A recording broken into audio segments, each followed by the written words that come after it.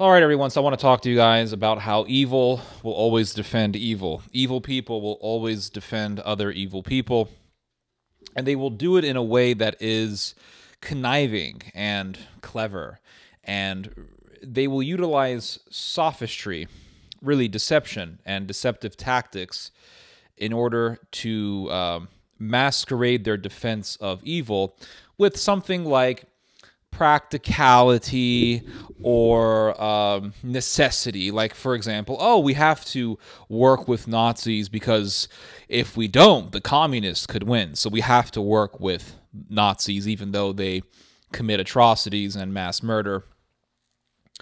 Recently, I got into a little argument with somebody that I know, and he was talking about American soldiers who go to Ukraine and work with the Azov battalion. And I said, well, what's the point of working with Nazis? I mean, why would you want to work with Nazis? And he said something like, well, you know, Ukraine is facing an existential crisis of extermination. But before that, he was he was arguing with me that the Azov battalion is really not that significant. It's insignificant.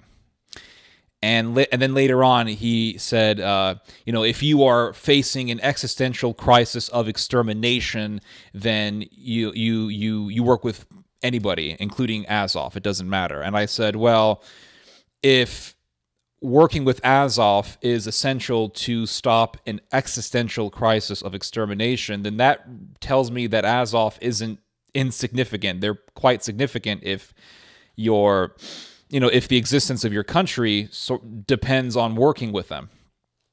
And he began to utilize sophistry. I didn't say essential, blah, blah, blah. Well, when you say things like existential crisis of extermination, anything you do would have to be essential for your survival, for your existence. But people will utilize deception and sophistry in order to justify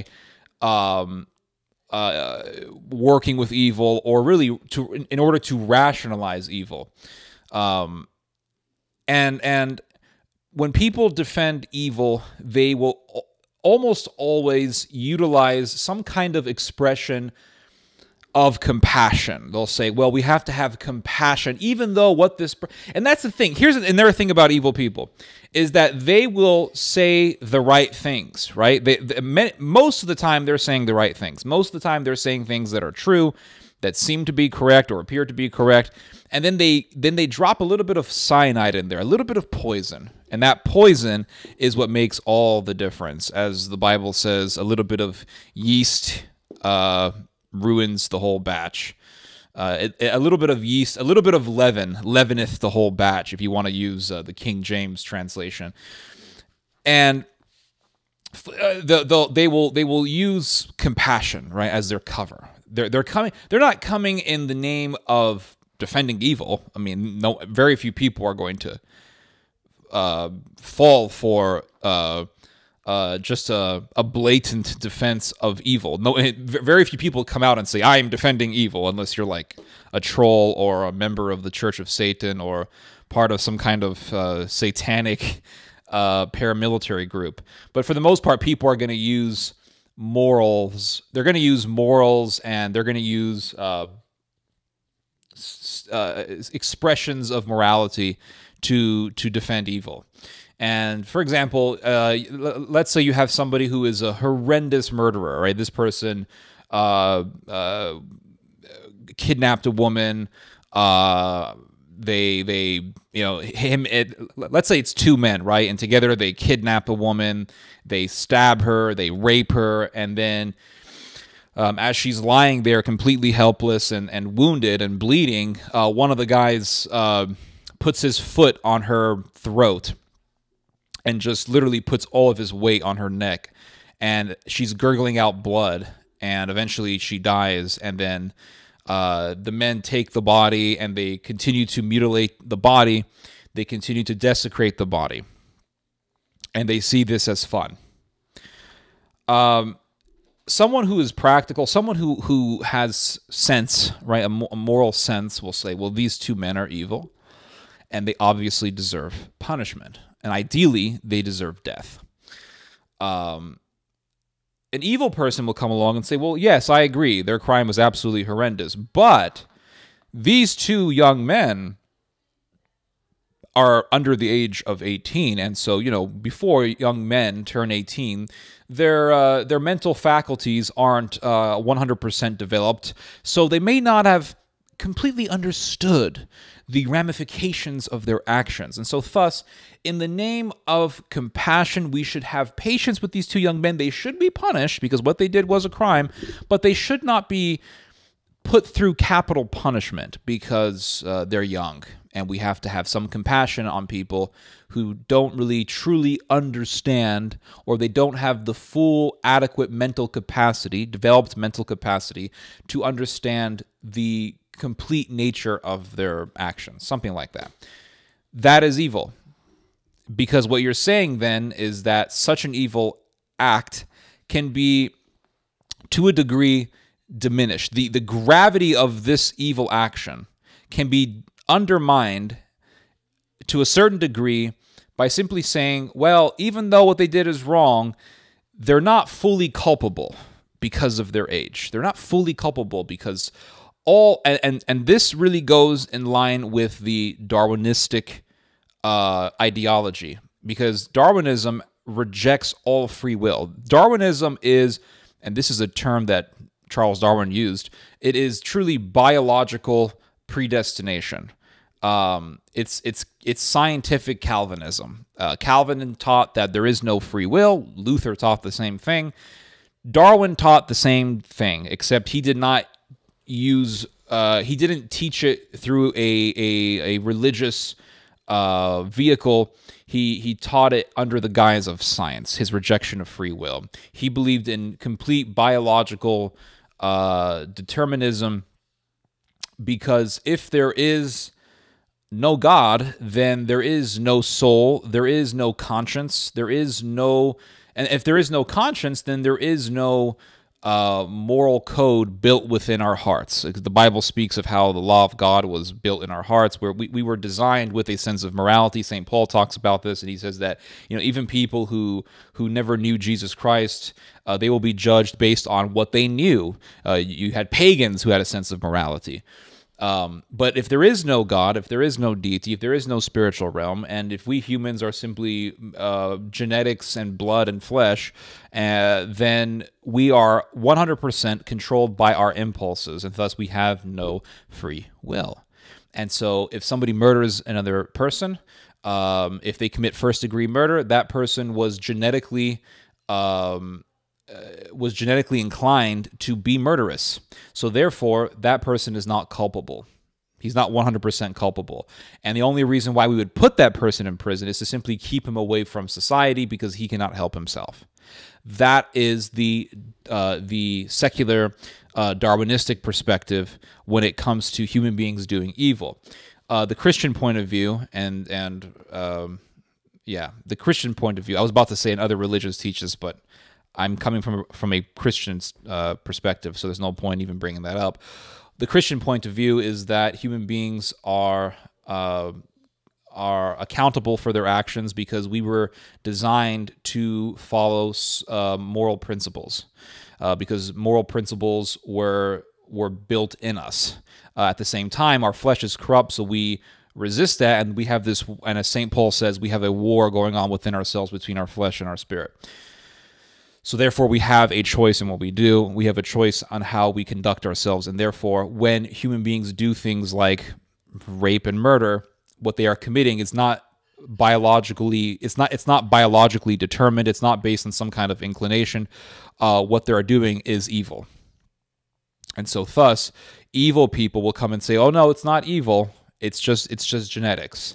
It's not his fault. Therefore, making an excuse for evil actions. And this is the problem with complete materialism. It's that we have no choice in what we do. Oh, that person is gay because he was born that way. They therefore undermine the gravity of the evil of Sodom. Oh, that person who murdered and raped, he was born with sadistic inclinations. Oh, this person who who raped and murdered, oh, he was simply he had a disorder, and this actually has been used in the court in trials and murder trials. Oh, he has a disorder. The disorder is sadism. He has a sexual sadism disorder. He has this disorder. He has that disorder. He's borderline personality disorder. Therefore he's mentally ill. It's not his fault. So it makes excuses for evil. And this is one, and I think this is actually a legacy, and it's a legacy of, and it's something that we inherited from the Enlightenment, because the Enlightenment teaches, and this was one of the things that Enlightenment philosophers taught, that man was born essentially good. I don't remember exactly which Enlightenment philosopher taught this, or philosophers, but this was definitely a common theme within Enlightenment thought. Man was essentially born good.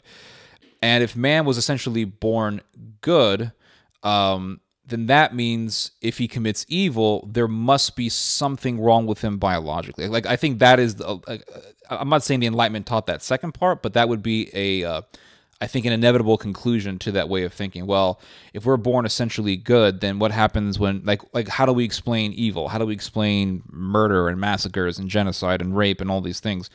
Well, then there must be something wrong with him biologically. And then they get into the realm of psychology. Now, the story that I brought up of the two young men who kidnap a woman and then they horrifically tortured her, and then the guy put his foot on her throat. I actually didn't make that up. That actually happened in the state of Louisiana. And I know I've been talking about Ukraine, and Ukraine has been the talk of the town. Literally everybody and their mother has been talking about Ukraine. Everybody has the blue and yellow colored flag of Ukraine. Everyone's talking, not everybody, but a lot of people are using terms and sayings like "Glory to Ukraine," "Slava Ukraina," and all of a sudden, this is going to sound so contrarian to the phenomena that we're in right now, or I should say the fad and the trend that we're in right now. But it's like it's as if all of the it's like the horrific atrocities that Ukrainian nationalists committed decades ago. Like no one even cares about that. Literally, no one gives a damn about that. Like why are we sympathizing with Ukrainian nationalists? Why do we have Europeans going to Ukraine working with neo-Nazis and ultra-nationalists? Like, don't they know that in 1930s and 40s, Ukrainian nationalists were literally butchering Poles and Jews and raping and cutting people up? It was utterly horrific. I don't know. Yeah, it's like Afghanistan. You give weapons to the Mujahideen, it ends up becoming a Leviathan. And I think the same thing can be said about Ukraine. You give enough weapons, you support the paramilitaries, you support the battalions, and that very well could end up turning into an absolute monster. It's already a monster, but it could end up turning into more of a prominent monster. Anyway, I'm still talking about the death penalty, guys, because I'm still reading this book by Robert Blecker. This is The Death of Punishment. Almost done with it. I stopped reading it ever since the war broke out because it's a huge story. It's very important, and it's definitely fits into the subject matter that we cover a lot, and it definitely fits into the things that we've been talking about for years, and that is war in Europe. But I definitely want to finish this book, and I believe that the subject matter, or really the theme that Blecker is pressing on when it comes to capital punishment, definitely fits into the things that I have been talking about in regards to Ukraine, with the rise of Nazi paramilitaries. Yesterday I did a video about how Nazi paramilitaries, or this one Nazi battalion called the Tornado Battalion, was doing absolute acts of horror and sadism, and how the Ukrainian government released them. And that is leniency towards murderers and rapists. And that's what Robert Blecker talks about in this book. He talks about how governments in the Western world do leniency to the most horrendous of criminals, mass murderers, rapists, child rapists, in the name of compassion. And that goes along with what I talked about in the beginning of this video, and that is how evil people defend other evil people in the name of compassion. Make no mistake, Blecker's book is not really just about the death penalty. The death penalty is something it's something that he focuses on. It's the main focus of the book, right? But the actual philosophy that his opinion is based upon is truly why we should not have leniency for evil and why we should not defend evil. Because ultimately, supporting the death penalty, it comes from an interior belief that says that evil must be destroyed. Evil must be punished. Evil must be purged. And the people who say, no, serial killers and child rapists and mass murderers, they shouldn't be killed because we must have compassion. And that is defending evil. But he talks about this Supreme Court case that took place in 2004 called Roger versus Simmons. It was a Supreme Court case in which the Supreme Court ruled that that people under the age of 18 could not be executed, regardless of how horrific of a crime someone under the age of 18 could commit. They cannot be executed. They cannot go through capital punishment because it was considered unconstitutional. That's what the Supreme Court ruled in Roper versus Simmons. So Blecker, with his explicit and graphic detail, gives us a story in which two young men in Louisiana kidnapped a woman and horrifically murdered her. And Blecker always gives the nitty-gritty details of every murder he talks about, not because he takes joy in that, but because he is giving us the reality of evil and the reality of he's giving us the gravity of the evil actions that are truly worthy of death. And that really explains why certain crimes are worthy of capital punishment. When we talk about the death penalty and when we talk about supporting the death penalty, you always have people who say, oh, you just want to kill people or something like that. And it's like, no. The justification for capital punishment is the crime. That's the justification. It's the gravity of the crime, the motivation, the evil and sadistic motivation of the crime. That is what justifies capital punishment. And this is the what is considered to be the retributivist position. So he describes the crime that took place in Louisiana. And I just want to read to you guys the details because it is graphic. Warning, this is graphic, everybody. So it says here, it talks about these two young men, Kenneth Logans and Trace Duncan, whom Alabama had condemned. Both 17, Logans and Duncan picked up Vicky DeBlue, hitchhiking to her mother's home in Louisiana. They took her to a secluded spot, and after throwing bottles at her as she tried to escape, tackled her and then kicked and stomped on her for 30 minutes. Loggins stood on Vicky's throat until she gurgled blood and then exclaimed, "Okay, I'll party." They threw Vicky into their truck, stripped her naked, and played with her lifeless body, at one point inserting a beer bottle into her vagina. When they had finished, they threw her body off a cliff. Loggins and Duncan later returned to the crime scene, further mutilating Vicky's corpse, stabbing and cutting her 180 times, removing a portion of one lung, and cutting off her fingers and thumbs. And according to the Supreme Court, these two young men don't deserve death. Then, moving across the Atlantic, Robert Blecker talks about the Germans and how the Germans utterly abolished their death penalty after the Second World War. The argument behind abolishing capital punishment in Germany was that the Nazis had capital punishment, therefore we must be better than the Nazis, and so we should not have capital punishment. So they reference the Nazis. They reference the evil of the Nazis as a way to justify abolishing the death penalty. And I would reverse that. I would look to the Nazis to justify the death penalty, not abolishing the death penalty, but to justify the death penalty. I would say, well, look, SS officers were doing all these horrific crimes. Joseph Mengele he conducted all these sadistic human experiments. You had SS officers who did some really horrific things. This justifies the death penalty, and that's why after the Second World War, a lot of SS officers were executed, and rightfully so.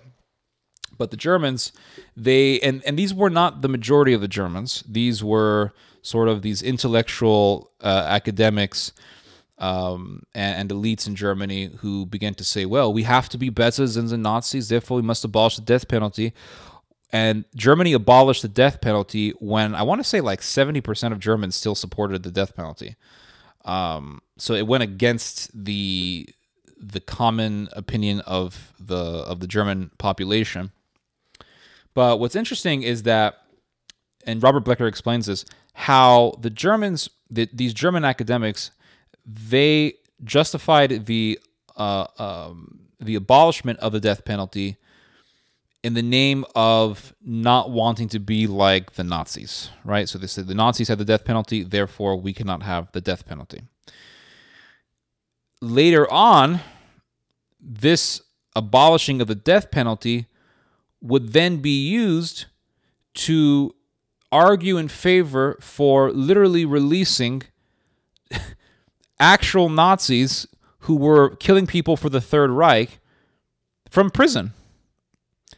Because it always begins with abolishing the death penalty, right? They say we have to abolish the death penalty. We can give people life in prison, but we have to abolish the death penalty, right? Just the worst punishment should be life in prison without parole. Okay, fine. Then later on, because it's incrementalism, so they work in increments. So they always try to remove the most harsh aspect of something. So in the case of punishment, it's the death penalty, right? That's the harshest thing that the state can do to you in the modern world is the death penalty. And they remove that because that's one thing that's it's considered to be harsh by a lot of people, and so it's easier to dismantle that. So they get rid of the death penalty. And then later on, and they say, well, we'll have life in prison, right? Because that's worse than death, right? Life in prison without parole. That's worse than death. So then they have life in prison without parole, and then later on, they'll say, well, in the name of mercy, we should allow people to get out of prison. We should release, regardless of how horrific their crime was, they shouldn't be just locked up in a room their entire lives. The arguments that were being made in Germany were that, what if the person feels remorse while in prison? What if the person truly rehabilitates themselves? What if the person truly has reformed himself? Should we still have him locked up in prison for the rest of his life? Now, the position of retribution, or the retributivist position, would be that, yes, that person still should stay in prison for the rest of their lives because the past matters and their crime was so horrendous that they should receive punishment even if they sincerely feel remorse. The German intellectual position, which was very utilitarian, stated that, well, if a person has reformed, then there is no purpose, because again, these are utilitarians. They think every policy should be based on, or should be determined on, its use and its benefit. So if a person has truly reformed, then what is the point of having him in prison for the rest of his life? You can release him from prison and he will no longer be a threat because he has reformed himself. It doesn't matter how horrific his crime was. We don't do things in the name of punishment. We do things in the name of purpose and use. And the use for prison should be to reform. And once they have been reformed, they are no longer a threat. So then what is the point? What is the purpose of keeping them locked up? So the Germans began talking about actually removing life in prison. So they began talking about actually releasing Nazis. And Blecker talks about this. He says, The war criminal case of 1986 involved the former Nazi official, 66, sentenced to life imprisonment for sending 50 people, including pregnant women and children, to the gas chambers of Auschwitz and Birkenau. 22 years later, prison administrators approved that prisoner's release. So the prison administration stated that this guy should be released, but the Frankfurt Regional Court overruled them because of the atrocity of his crime. Of course, imagine Germany releasing a Nazi mass murderer from prison. It would look terrible for them, so bad for optics. But the fact is that the prison administration approved of this mass murderer's release from prison. So in the name of not wanting to be Nazis, Germany got rid of the death penalty. And that same policy, that same philosophy and mentality would later be used to actually try to release Nazi mass murderers from justice. Defending evil. It first comes in with the face of compassion. Later on, it will eventually reveal itself as being the face of pure evil. And it's amazing that this very thing happened last year in Ukraine. These members of this neo-Nazi battalion, Tornado Battalion, who kidnapped civilians in the Donbass. They would force these civilians to rape each other at gunpoint. They would rape men and women. They would torture elderly people. They did horrific and gruesome things to civilians. They were found guilty. They were sentenced to prison. Last year, the Zelensky government, this hero, Zelensky, the Zelensky government had them released. The Ukrainian government had them released. I read that they were released to house arrest. So from prison to house arrest. There's a video that reportedly, there's a video that's been online, supposedly showing one of those who were released in the battlefield. His name was Daniil Liashuk, and I talked about him in my last video. And it's not just these guys. The Ukrainian government has released a bunch of criminals. As long as they are willing to fight against the Russians, criminals have been released. So now you have people who are thirsty for blood, who committed crimes. Give them guns, release them into the street. What do you think is going to happen? It's not a good idea. But hey, when you're facing an existential crisis of extermination, I guess you could work with anybody, right? That's the rationalization of evil. So there you have it, everybody. Evil will always defend evil. A house against itself can never stand. And that's the bottom line. Anyway, you guys just heard some theology. God bless.